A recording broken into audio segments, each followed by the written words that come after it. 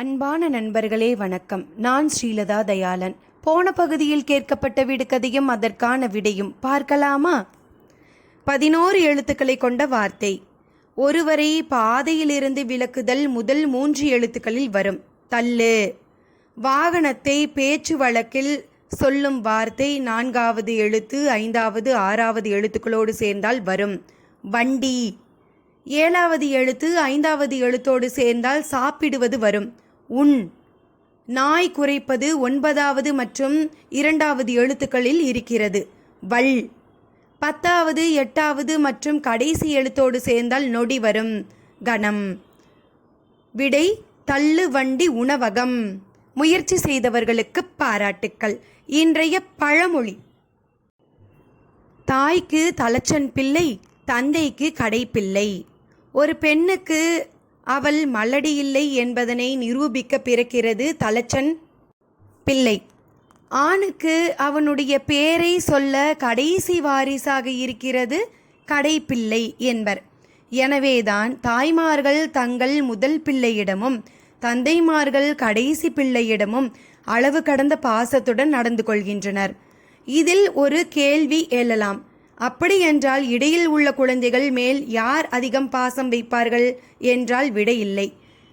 அந்த காலத்தில் எல்லாம் ஒவ்வொரு வீட்டிலும் நிறைய குழந்தைகள் இருப்பார்கள். அப்படி இருக்கும்போது வரிசையாக ஒவ்வொரு குழந்தையையும் ஆளாக்கி திருமணம் குழந்தை என்று செல்ல செல்ல தாய் தந்தைக்கு வயது கூடிவிடும். அப்படியாக கடைசி மகன் தலையெடுக்கும்போது தந்தைக்கு அவன் பெயர் சொல்லும் பிள்ளையாக இருந்திருக்கலாம்.